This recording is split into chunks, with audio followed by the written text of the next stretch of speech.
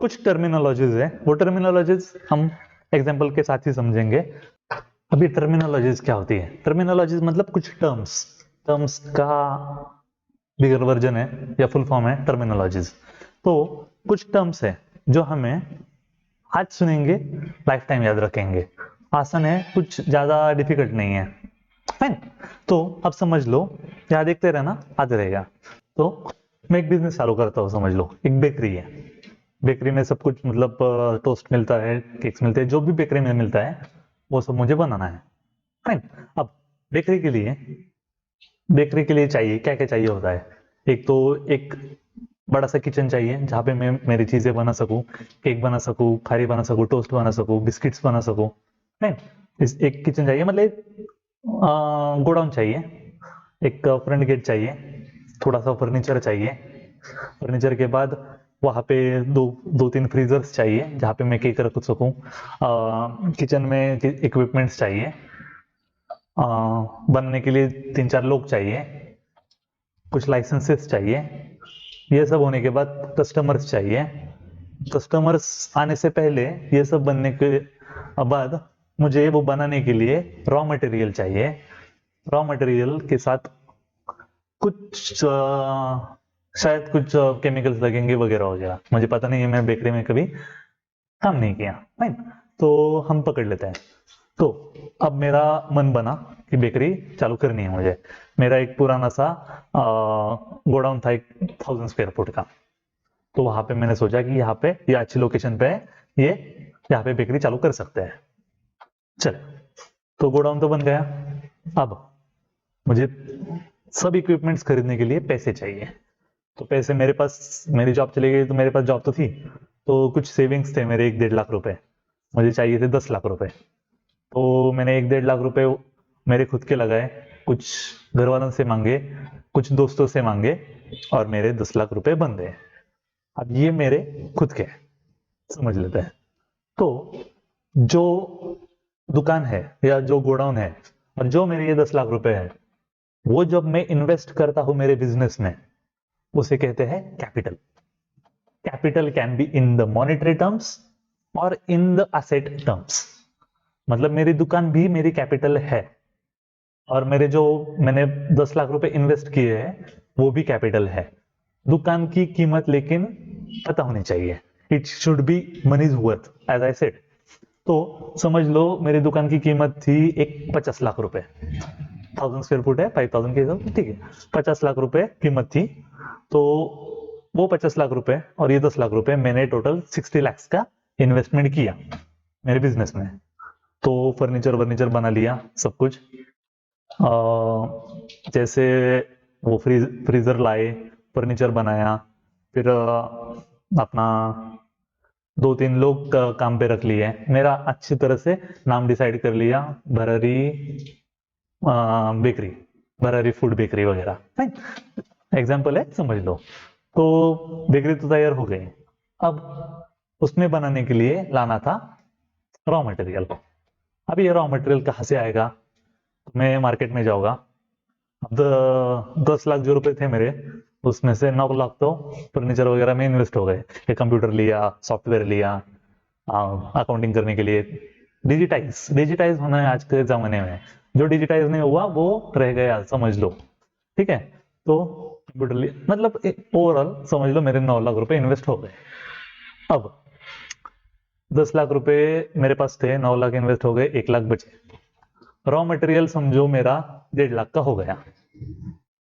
अब वो साहब को, वो जो वटेवर किरण सुपरमार्केट से मैंने पूरा रॉ मटेरियल उठाया।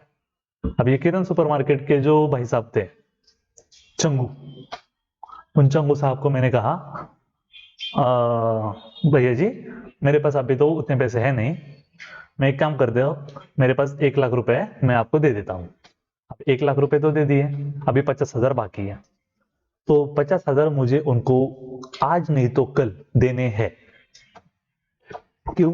क्योंकि उनसे मैंने गुड्स खरीदे थे, बराबर है। तो जिनसे मैं गुड्स खरीदता हूं और जिनको मुझे पेमेंट करना है, जिनको पेमेंट करना है, उन्हें कहते हैं क्रेडिटर्स। याद रखना, क्रेडिटर्स, क्योंकि मैंने उनसे क्रेडिट पे गुड्स या माल खरीदा है, सही है। तो मैंने उनसे माल खरीदा तो वो मेरे क्रेडिटर्स हुए क्योंकि पेमेंट नहीं किया था। अगर पेमेंट पूरा कर दिया होता तो उनका और मेरा कुछ रिलेशन रहता ही नहीं, संबंध रहता नहीं मेरे बुक्स ऑफ अकाउंट्स में। मैं बस गुड्स लिए, कैश दिया, ये एंट्री कर देता, डायरेक्ट कैश एंट्री कर देता। पॉसिबल है? हाँ है। कैश दी तो दी, फाइन। तो ये क्रेडिटर बन गए। अब मैं सब कुछ बनाता हूँ, मेरा सब कुछ रेडी हो जाता है, पूरा का पूरा डिजाइन करके रख देता हूँ मैं वो मेरा आगे वाला डेस्क। लोग आने लगते हैं, लोग आते हैं, कैश देते हैं, केक लेके जाते हैं। लोग आते हैं, कैश देते हैं, बिस्किट्स लेके जाते हैं। लोग आते हैं, कैश देते हैं, फलाना ढिमकाना लेके जाते हैं। एक बड़ा आदमी आता है। बड़ा आदमी मतलब वो क्या बोलता है कि मैं एक काम करता हूँ, आपसे बहुत सारा सामान ले लेता हूँ और मैं घर घर जाके बेचता हूँ उसे, फाइन। तो अब ये क्या बोलेगा, मैं लेकिन मैं आपको पेमेंट इसकी 10 दिन बाद करूंगा। अब ये भाई साहब, ठीक है, मैंने सोचा अब लाखों का माल ले रहा है, व्हाई नॉट। 1 लाख रुपए की बिस्किट्स ले लिए इसने, समझ। अब उसने मुझसे ले लिए। अब मुझे एक बात पता है कि मुझे कल इससे पैसे मिलने वाले हैं, सही है। तो अब क्या होगा, मैंने इसको दे दिया, जिस दिन दिया उस दिन ट्रांजैक्शन तो हो गई। अब ट्रांजैक्शन क्या होगा कि मैंने उसको माल दे दिया। अब वो 10 दिन बाद दे या 15 दिन बाद दे या कल ही दे दे, नहीं तो आज शाम को दे दे, लेकिन एज ऑफ नाउ ये ट्रांजैक्शन तो हो गई। अब जिससे पैसे आने हैं वो बनेगा हमारा डेटर। डेटर का स्पेलिंग बताओ, देख लेना, DEBTOR, डेप्टर। बी साइलेंट रहेगा, नाइफ की तरह हो। वाइफ में कुछ नहीं रहता, नाइफ की तरह। नाइफ में के साइलेंट है, यहाँ पे डी साइलेंट रहेगा। तो हमारा ये वर्ड होगा डेटर, फाइन। जिससे आने हैं वो रहेगा डेटर, जिसको देने हैं वो रहेगा क्रेडिटर। तो डेटर और क्रेडिटर तो समझ में आ गया। मैंने जो इन्वेस्ट किया था उसे कहते कैपिटल, वो भी समझ में आ गया। अब और थोड़ी चीजें हैं, जैसे असेट्स क्या होते हैं। असेट्स मतलब मेरी खुद की प्रॉपर्टी, मेरे बिजनेस की प्रॉपर्टी। खुद मतलब बिजनेस, यहाँ पे जो भी बातें हो रही है वो सिर्फ और सिर्फ बिजनेस के बारे में बातें हो रही है, ठीक है। तो एक बात समझो, जो मैंने दुकान खरीदी थी, दुकान मेरी थी, जो मैंने बिजनेस में इन्वेस्ट की वो बिजनेस की एसेट बन गई। जो फर्नीचर किया वो बिजनेस का एसेट बन गया। जो कंप्यूटर खरीदा वो बिजनेस का एसेट बन गई। जो मेरे पास थोड़ी बहुत कैश बची थी, 5-10 हजार, वो भी बिजनेस की एसेट बन गई। कल जाके मेरे पास कैश आएगी, वो भी बिजनेस की एसेट बनेगी। बैंक अकाउंट में जो भी सम आएगा वो बिजनेस की एसेट बनेगा। एसेट मतलब मेरी बिजनेस की प्रॉपर्टी। बिजनेस के पास कितनी प्रॉपर्टी है उसे कहते हैं असेट्स, ASSETS, असेट्स। अब उसमें कुछ करंट होती है, कुछ नॉन करंट होती है, कुछ फिक्स असेट्स होते हैं। ये सीखेंगे, धीरे धीरे सीखेंगे। ये सीखने के लिए आपके पास 7 साल है, फाइन। असेट्स क्या होती है, मेरे बिजनेस की मालमत्ता, मेरे बिजनेस की प्रॉपर्टी, फाइन। और लायबिलिटीज क्या होती है, लायबिलिटीज होती है जो मुझे देना होता है। ये जो क्रेडिटर था ना, वो मेरी लायबिलिटी है। लायबिलिटी का अर्थ है जो चीज मुझे देनी है, जिस चीज के लिए मैं लायबल हूं, मैं मतलब बिजनेस, जो चीज बिजनेस को देनी है या फिर जिसको बिजनेस को कुछ देना है वो लायबिलिटी कहलाएगी। मतलब ये जो क्रेडिटर थे, ये जो चंगू साहब, उनको कुछ पैसे देने हैं, एक 50,000 देने रह गए थे, राइट। तो वो हमारे कहलाएंगे क्रेडिटर, लेकिन दैट इज माई लायबिलिटी। तो बैलेंस शीट में 2 चीजें आती है, देख लेना। जो राइट की तरफ है वो आएगा असेट, और जो लेफ्ट की तरफ है वो आएगा लायबिलिटी। ये ऐसे, एक बात समझना, यहां से तुम्हें याद रखना है, accounting is everything about visualisation. जितना तुम विजुअलाइज करना सीखोगे, दिखाऊंगा धीरे धीरे, मैं सब दिखाऊंगा यहाँ पे, और वो देख के विजुअलाइज करना सीखो। जितना विजुअलाइज करना सीखोगे उतना ही तुम्हें वो याद रहेगा, और तुम्हें अकाउंटिंग के मास्टर तुम तभी बनोगे जब तुम चीजें विजुअलाइज करना सीखोगे। अगर हर बार तुम्हें बुक पे देख के करने की जरूरत पड़ी तो तुम उधर ही रह जाओगे। जितना विजुअलाइज करोगे, सिर्फ अकाउंटिंग की बात नहीं कर रहा मैं, हर एक चीज की, इकोनॉमिक्स स्किल सीखोगे, इकोनॉमिक्स का क्या मैक्रो होता है, क्या माइक्रो होता है, वो सब सीखना। जितना विजुअलाइजेशन होगा उतना ही तुम ज्यादा परफेक्शन, ज्यादा ईज के साथ पढ़ाई कर सकोगे। फाइन। तो अब भी समझना, बैलेंस शीट जो बनती है उसमें एक तरफ असेट्स रहते हैं, एक तरफ लायबिलिटीज रहती है। वो कैसी रहती है बताऊंगा। यहाँ पे सब दिख रहा होगा तुम्हें अभी कि एसेट्स क्या है, लायबिलिटीज क्या है। एसेट्स मतलब मेरे जो प्रॉपर्टी है, बिजनेस की जो प्रॉपर्टी है वो सब। लायबिलिटीज जो बिजनेस को किस, if business owes something to something, that is liability. Fine. Assets liabilities हो गया। एसेट्स में फिक्स एसेट्स होते हैं। फिक्स एसेट्स मतलब जो मेरे फिक्स रहेंगे, करंट एसेट्स जो आते जाते रहेंगे, मतलब ये जो डेटर साहब थे इनसे पैसे आने हैं, that is my property, one of my property, क्योंकि वन ऑफ माय एसेट, क्योंकि वो पैसे आने वाले हैं। बराबर है। आज नहीं तो कल वो मेरे होने वाले हैं। जब होंगे, अगर नहीं होंगे तो उसके लिए अकाउंटिंग ट्रीटमेंट अलग है, लेकिन एज ऑफ टुडे वो पैसे आने वाले हैं, तो हम पकड़ के चलेंगे कि वो मेरी एसेट है। फाइन। तो ये चीजें हुई। Monetary and non monetary transactions क्या होते हैं? मॉनेटरी ट्रांजैक्शंस जो मनी में कंसीडर कर सकते हैं, मनी और मनीज वर्थ में। और नॉन मॉनेटरी ट्रांजैक्शंस वो होते हैं जिसको मनी में स्पेसिफाई नहीं किया जा सकता है। जैसे फॉर एग्जांपल मेरी मम्मी मुझे खाना बना देती है, उसके लिए कोई मनी में स्पेसिफाई कंसीडर कर ही नहीं सकते, तो वो हुए नॉन मॉनेटरी ट्रांजैक्शंस। या फिर मैंने मेरे दोस्त की हेल्प कर दी, ठीक है, मेरे बिजनेस का एग्जांपल लेके चलते हैं। बिजनेस का यूजुअली सब मॉनेटरी होगा, लेकिन मेरा दोस्त आता है, वो बोलता है भाई मुझे ये मदद कर दे, लेकिन इसके पैसे नहीं दे पाऊंगा मैं, तो वो मदद जो होती है वो नॉन मॉनेटरी ट्रांजैक्शन होगी। Non monetary transaction usually accounting में कंसीडर नहीं होती, ये हम पढ़ चुके हैं। फाइन। अब तीसरा है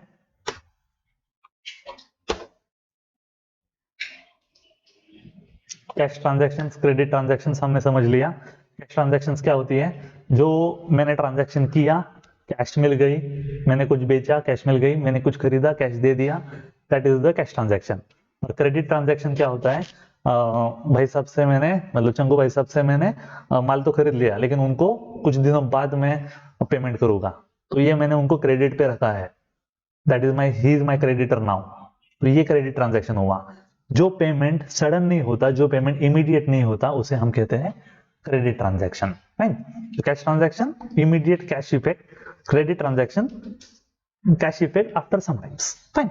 तो आगे चलते हैं। डेटर्स एंड क्रेडिटर्स हम समझ गए।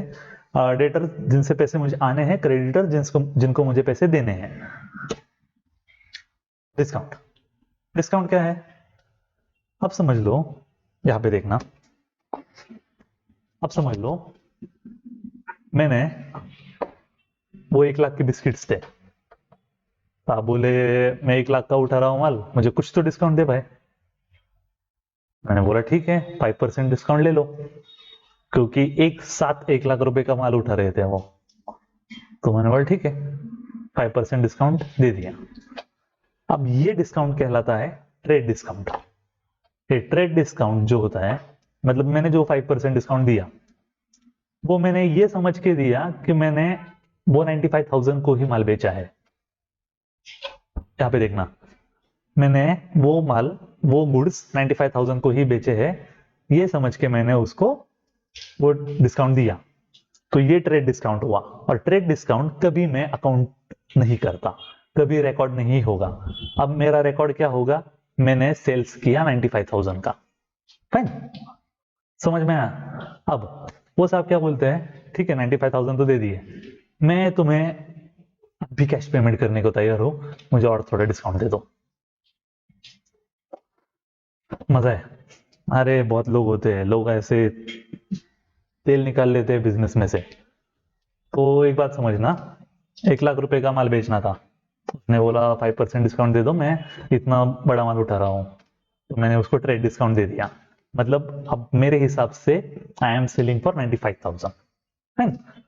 ही सेड मैं अब भी कैश दे दूंगा तुम्हें, मुझे और थोड़ा सा डिस्काउंट दे देना। तो मैंने सोचा ठीक है, अभी कैश मिल रहा है, मुझे वो भाई साहब को 50,000 भी देने हैं, कैश का बहुत सारा यूज हो सकता है मुझे, और रॉ मटेरियल खरीदना है। तो मैंने बोला ठीक है, और 2% ले लीजिए, मतलब टोटल 7%। 2% किस पे, वो भी अलग सा ये है, अलग सा एक पूरा मैटर ऑफ फैक्ट है, बट हम पकड़ के चलते हैं कि मैंने 1 लाख पे 2% दे दिए, मतलब अब टोटल मुझे देना है उसे, उससे मुझे आने हैं 93,000। लेकिन मैं बुक्स में कंसीडर करूंगा 95,000, जो ट्रेड डिस्काउंट हुआ है वो बुक में कंसीडर नहीं करूंगा। मैं बोलूंगा कि 95,000 का मेरा सेल हुआ और मैंने 2% का कैश डिस्काउंट दे दिया। तो बुक में कैसे आएगा, सेल्स, यहाँ पे सेल्स 95,000 माइनस डिस्काउंट 2,000, रिसीवेबल 93,000। सही है। अब रिसीव्ड कैश 93,000, रिसीवेबल 0। परफेक्ट, क्योंकि कैश तो दे रहा है इसलिए तो कैश डिस्काउंट दिया ना भाई आपने। अगर वो कैश इमीडिएट नहीं दे रहा होता तो हम कैश डिस्काउंट देते ही क्यों। सो कैश तो मिल गई, हमने हमारा काम कर लिया। तो ट्रेड डिस्काउंट समझ में आया कि वो बहुत ज्यादा माल उठा रहा है या गुड्स उठा रहा है, इसलिए हमने जो उसको डिस्काउंट दिया वो कहलाता है ट्रेड डिस्काउंट। और वो इमीडिएट कैश देगा इसलिए वो डिस्काउंट मांग रहा है, इसलिए उसे कहते हैं कैश डिस्काउंट। एक बात समझना, तुम पूछोगे सर कैश डिस्काउंट देना ही क्यों है, आज ना कल पैसे आ ही जाते हैं। यहाँ पे एक इशू होता है बहुत। अब समझ लो ये 1,50,000 इस चीज का बात कर रहा हूं इसलिए ये छोटा लग रहा है, समझ लो 100 करोड़ का माल है, ठीक है। और मैंने जो ये भाई साहब को देना था, वो भाई साहब को मुझे 50 करोड़ देने थे। वो भाई साहब क्या बोले, अगर तुम मुझे 45 डेज में नहीं 15 डेज में नहीं पैसे लौटाते हो तो मैं तुम्हें इंटरेस्ट चार्ज करना चालू कर दूंगा। मतलब 50 करोड़ पे मैं तुम्हें 1% पर मंथ के हिसाब से इंटरेस्ट चार्ज करूंगा। मतलब अगर मैं उसको ये नहीं देता हूं तो 50 लाख रुपए मेरे हर महीने जाएंगे, बराबर है। तो यहां से जो जैसे ही कैश आती है, अब इसको मैंने 1 करोड़ का माल बेचा था, 100 करोड़ का माल बेचा था इसको, तो 100 करोड़ से अगर ये मुझे इमीडिएट दे देता है तो मेरे ये 50 लाख रुपए बच जाएंगे। अब ये 50 लाख एग्जाम्पल था, ये शायद 5 करोड़ भी हो जाए। देख, accounting is everything about imagination फिलहाल के लिए। After that everything is about data and facts.